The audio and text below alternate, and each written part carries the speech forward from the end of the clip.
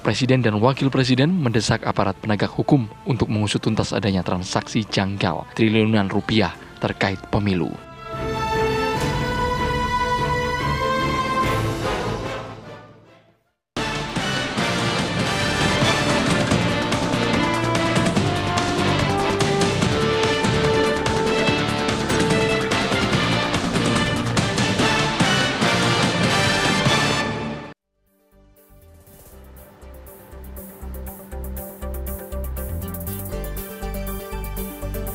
Halo, selamat sore pemirsa. Kabar Pemilu kembali hadir menemani Anda selama 1 jam ke depan. Kabar Pemilu kali ini akan menggambarkan tentang kesiapan Cawapres menjelang debat Jumat esok dengan format menggunakan podium debat dan juga kabar terbaru mengenai transaksi janggal kampanye bernilai triliunan rupiah. Kedua kabar tersebut akan kami hadirkan beserta informasi menarik lainnya seputar pemilu. Kabar Pemilu kami hadirkan untuk Anda, kami kabarkan, Anda putuskan.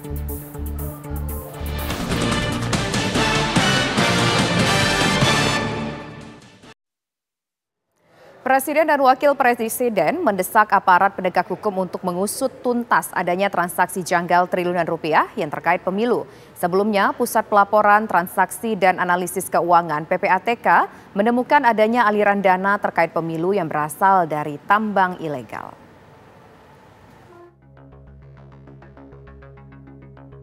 Pusat Pelaporan dan Analisis Transaksi Keuangan (PPATK) kembali mengungkap adanya transaksi mencurigakan yang diduga terkait pemilu 2024. Selama masa kampanye, PPATK menemukan lonjakan hingga 100% transaksi mencurigakan terkait pemilu dengan nilai mencapai 1 triliun rupiah. Menyusul temuan ini, Presiden Joko Widodo meminta agar aparat penegak hukum melakukan pengusutan. Semua yang ilegal dilihat saja. Kalau nggak sesuai dengan aturan, ya pasti ada proses hukum. Instruksinya Pak buat penegak hukum supaya sistem pemilu berjalan dengan jujur dan adil dan juga ada. Ya semua harus mengikuti aturan yang ada. Sudah.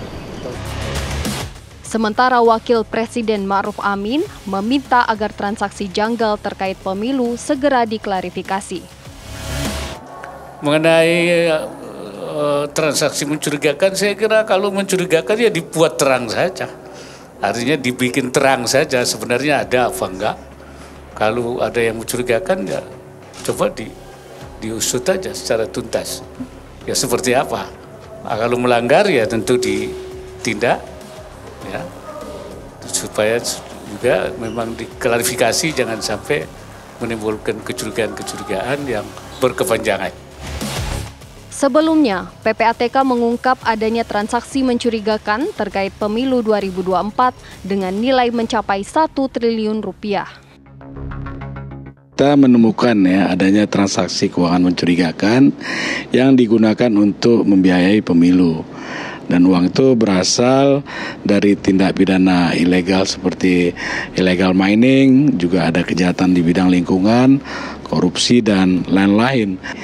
Kita sebagai individu atau lembaga kalau menyumbang ke RKDK itu, nah di RKDK itu justru rekening yang ada stuck gitu, artinya landai saja gitu ya. Tapi di sisi lain kita lihat rekening para peserta pemilu, pihak-pihak terkait itu lonjakannya cukup signifikan, bahkan naik sampai di atas 100%.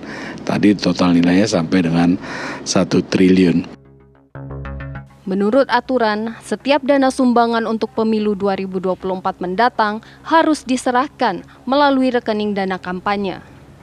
Besarnya sumbangan juga dibatasi masing-masing untuk perorangan ataupun kelompok. Tim TV One mengabarkan.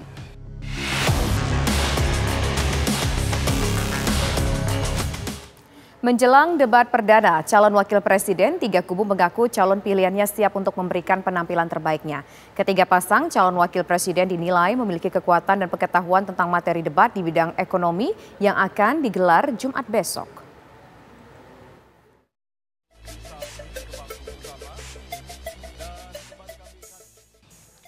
Setelah debat perdana calon presiden pada 12 Desember 2023 lalu, Komisi Pemilihan Umum KPU RI akan kembali menggelar debat kedua. Pada Jumat 22 Desember mendatang, giliran 3 calon wakil presiden yang akan beradu argumen. Tema debat bagi calon wakil presiden ditetapkan di bidang ekonomi, keuangan, investasi, pajak, perdagangan, pengelolaan APBN, infrastruktur, hingga perkotaan. Kubu calon wakil presiden nomor urut 1 Muhaimin Iskandar optimistis bisa tampil maksimal dalam debat mendatang. Saya kira memang ini adalah momen ya bagaimana cawapres. Jadi selama ini kan orang menganggap cawapres ini kan pelengkap gitu. Pelengkap ya. Padahal sangat penting menurut kami karena tadi lagi-lagi kita melihat kondisi bangsa ini ke depan. Ya, kepemimpinan itu kan contoh yang paling penting. Keteladanan ya. Sikap ya, kemudian apa lagi ya, dan juga yang terpenting adalah narasi. Jadi di debat itu bukan hanya kampanye seandainya jikalau akan, kalau jadi. Kalau di debat ya. Tapi harusnya kinerja yang selama ini. Buktikan apa yang sudah. Misalnya kan Gibran jadi wali kota, apa yang sudah, walaupun kata orang kan semua program pusat taruh di situ ya, wajar aja dong anak presiden. Jadi. Sementara kubu calon wakil presiden nomor urut 2 optimistis dengan pengalaman Gibran Raka Buming Raka sebagai wali kota Solo. Beliau ini kan seorang wali kota yang sudah pernah melewati debat untuk menjadi wali kota tingkat juga kan. 2, dan itu masih ada di YouTube sekarang, bisa disaksikan performanya beliau di situ. Jadi kepiawaiannya beliau dalam berdebat itu sebenarnya sudah bukan sebuah pertanyaan. Nggak usah dipertanyakan lagi. Semua. Kan tadi dibilang kalau misalnya zaman sekarang nih semuanya ada jejak digitalnya gitu. Jadi semuanya sebenarnya bisa dilihat juga di YouTube atau di platform yang lain. Terus yang kedua kalau soal persiapan, ini kan sebenarnya topiknya beliau banget gitu kan. Sebagai seorang wali kota, topik investasi, infrastruktur, ekonomi, APBN, APBD, pengelolaannya itu kan sebenarnya sudah menjadi makanan beliau sehari-hari. Dan kalau kita lihat juga sebenarnya performanya kota Solo di bawah kepemimpinannya beliau ini kan sangat positif.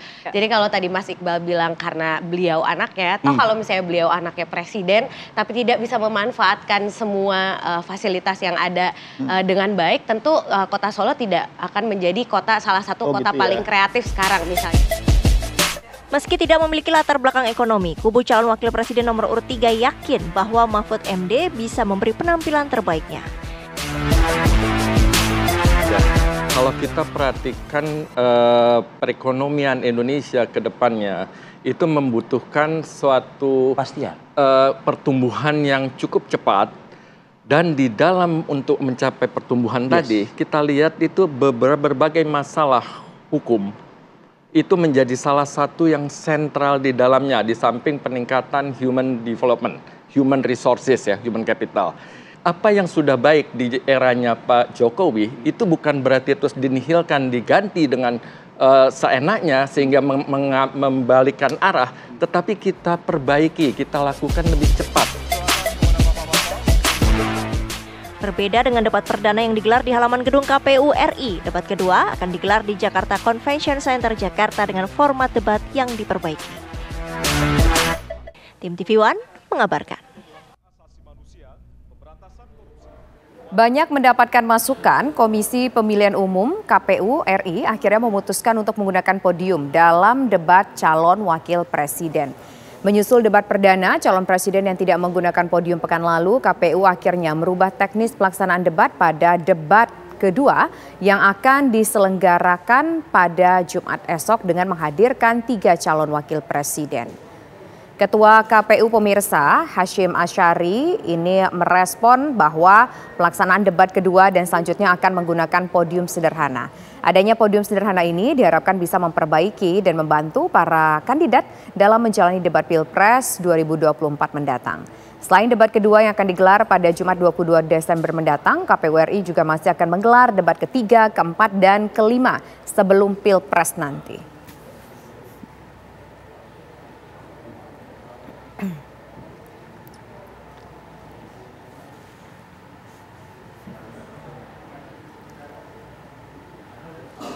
Penggunaan podium dalam debat Capres mendapatkan tanggapan beragam dari masyarakat. Ada yang sepakat, ada juga yang lebih suka tanpa podium. Berikut laporan dari reporter TV One, Herlina Febiola. Ya pemirsa, KPU akan menyiapkan podium untuk debat Cawapres mendatang pada tanggal 22 Desember 2023.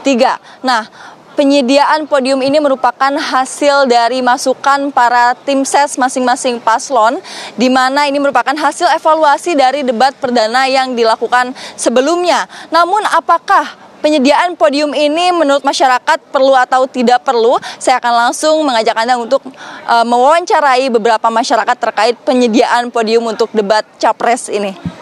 Mungkin menurut saya podium itu emang perlu ya, karena beberapa capres juga dilihat dari usianya. Terus kalau misalnya nggak ada podium gitu, kayak ada sesuatu yang kurang kan di dalam panggung itu juga, biar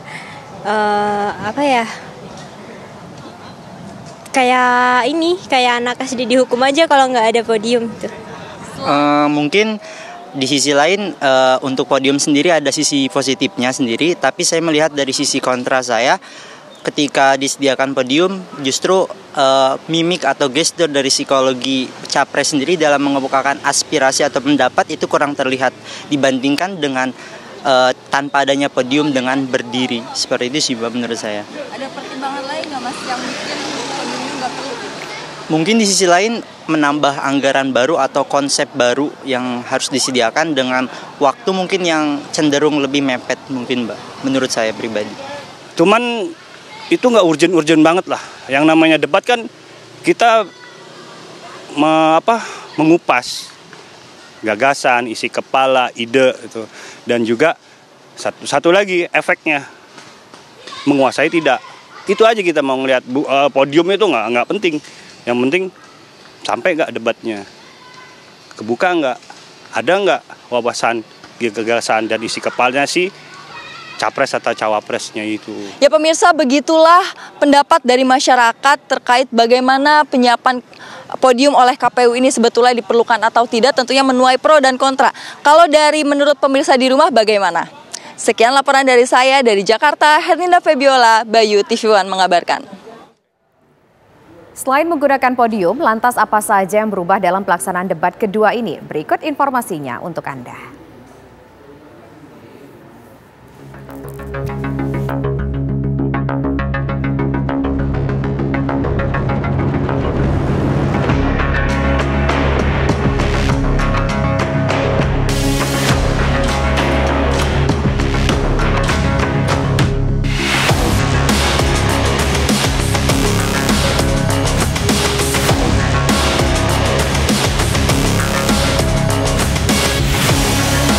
Ketua Umum Partai Solidaritas Indonesia (PSI) Kaisang Pangarep mengomentari penampilan masing-masing calon presiden saat debat pertama berlangsung.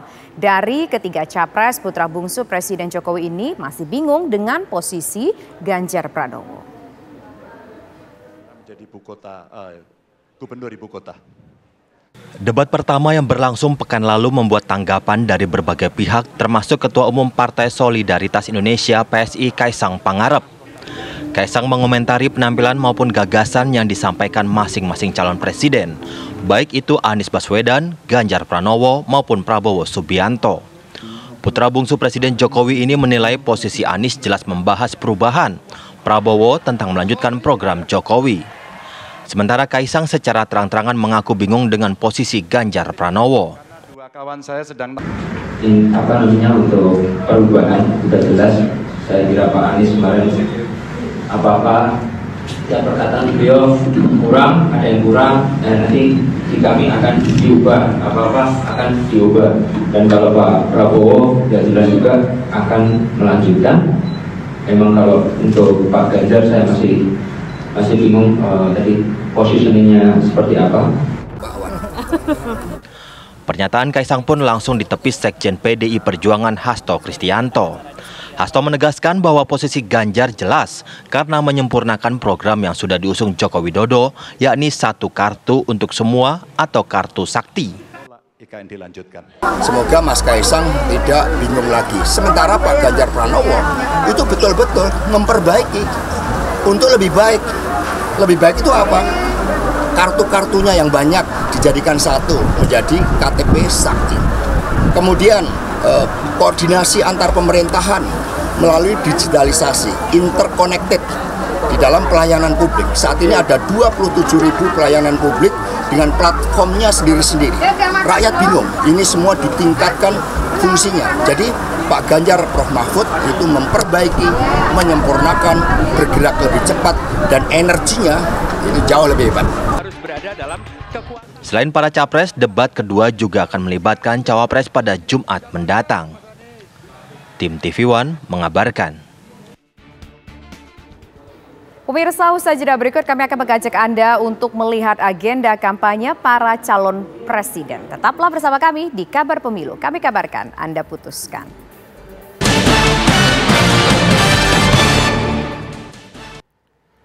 Kampanye untuk mendulang suara terus dilakukan oleh pasangan calon presiden dan wakilnya. Hari ini calon presiden nomor urut 1 Anies Baswedan mengunjungi pesantren di Lombok, Mataram. Sedangkan agenda calon presiden nomor urut 2 Prabowo Subianto rencananya akan menghadiri deklarasi dukungan di Semarang, Jawa Tengah. Sementara calon presiden nomor urut 3 Ganjar Pranowo akan menghadiri Disnatalis ke-74 Universitas Gadjah Mada.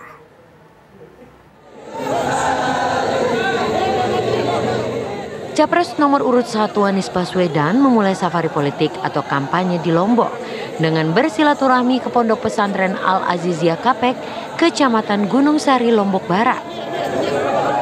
Anies bertemu para santri, para ulama, dan pimpinan pondok pesantren serta tokoh agama.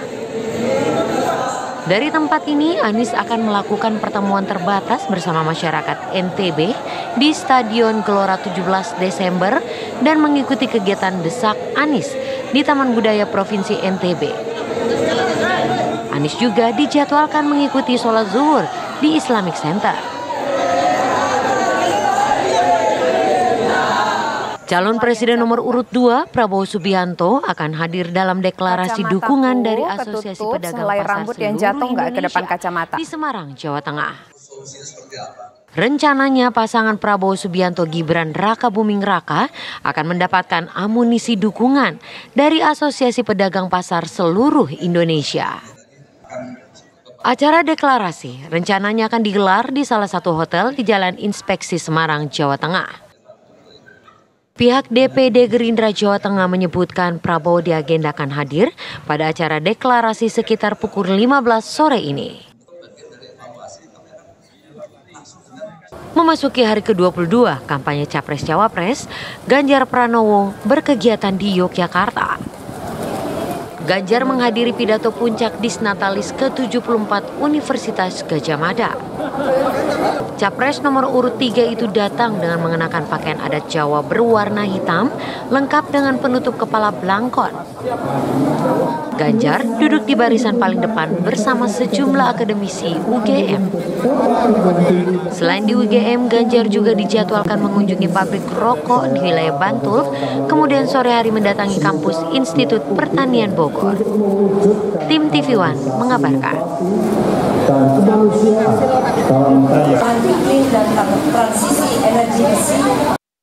Pemirsa, untuk mengetahui jalannya kampanye dan agenda Capres hari ini kita akan bergabung dengan sejumlah reporter TV One yang ada di beberapa titik. Ada Herman Zuhdi di Mataram, kemudian Teguh Joko Sutrisno di Semarang dan juga Zinka Neila di Bogor. Pertama kita akan menuju ke Teguh Joko terlebih dahulu yang saat ini berada di Semarang untuk mengabarkan jalannya kampanye dari Semarang, tepatnya yaitu ada kampanye yang dilaksanakan di sana kalau tidak salah Prabowo. Coba kita konfirmasi sekali lagi. Silakan, Teguh Joko. Ya, selamat siang. Jadi saat ini deklarasi sudah berlangsung di Ballroom MGC TOS Kota Semarang. Bisa nggak dibilang dari Prabowo Subianto yang menjadi Ketua Dewan Pembina dari Asosiasi Pedagang Pasar yang dijadwalkan hadir pada hari ini, ternyata hadir dalam tayangan virtual. Jadi ada video conference dengan para peserta dari Asosiasi Pedagang Pasar Seluruh Indonesia ini. Dan saat deklarasi tadi, ketua dari APSI ya, Asosiasi Pedagang Pasar Seluruh Indonesia, memimpin deklarasi untuk mendukung Prabowo Subianto dan pasangannya Gibran Raka Buming Raka untuk maju sebagai Presiden Republik Indonesia dan wakil Presiden Republik Indonesia pada tahun 2024. Dan setelah deklarasi, Prabowo kemudian memberikan pidato melalui virtual yang disaksikan oleh sekitar lebih dari 500 peserta yang datang dari seluruh Indonesia. Dan mereka sangat mendukung Prabowo karena selama ini Prabowo sangat peduli dengan para pedagang pasar di seluruh Indonesia. Dan itu menjadi salah satu yang menjadi dasar bagi APSI untuk mendukung Prabowo dan Gibran Rakabuming Raka. Demikian.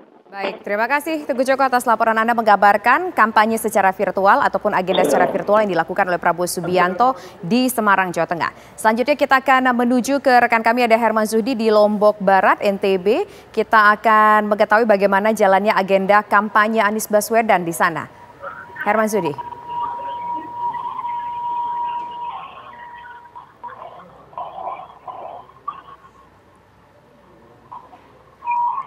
Halo Herman Zuhdi, silakan dengan laporan Anda.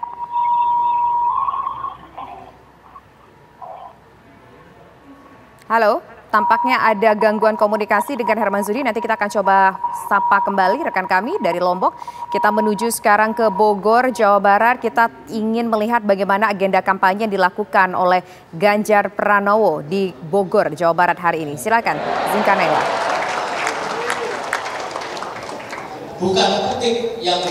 Ya pemirsa, hari ini calon presiden nomor urut 3 Ganjar Pranowo menghadiri acara yang diadakan oleh Himpunan Alumni Institut Pertanian Bogor dengan tema membahas agromaritim. Seperti yang Anda lihat, pidato baru saja dimulai pemirsa. Sebelumnya memang sudah ada sambutan dari para rektor dan para dosen dari IPB sendiri. Konsep acara yang diadakan hari ini adalah dialog terbuka sehingga nantinya setelah Ganjar Pranowo memaparkan visi dan misinya terutama dengan tema agromaritim hari ini, para peserta dan panelis yang hadir di ruangan hari ini bisa bertanya mengenai tema yang diusung. Sebelumnya memang pemirsa dikonfirmasi lagi oleh Ketua Umum Dewan Pengurus Pusat Himpunan Alumni IPB, Walnek Esjas, bahwa acara ini bukan untuk mendeklarasikan dukungan kepada salah satu capres saja, namun memang murni untuk mendengarkan pemaparan visi dan misi dari masing-masing capres, terutama mengenai kemaritiman di Indonesia. Dan acara hari ini dihadiri sekitar 700 sampai 1.000 orang yang terdiri dari para alumni IPB dan juga mahasiswa dan mahasiswi dari IPB. Sebagai informasi pemirsa, visi dari paslon nomor urut 3 ini adalah menuju Indonesia unggul, gerak cepat mewujudkan negara maritim yang adil dan lestari. Sehingga pemirsa nanti kita akan sama-sama mendengarkan apa saja gagasan dari Capres Ganjar Pranowo untuk mewujudkan Indonesia dengan maritim yang maju. Demikian Tisa, kembali ke studio. Laporan Anda langsung dari Bogor, Jawa Barat. Kita akan kembali pemirsa mencoba rekan kami untuk mengabarkan informasi tentunya dari agenda kampanye Anies Baswedan di Lombok, NTB. Herman Zuhdi, silakan dengan laporan Anda.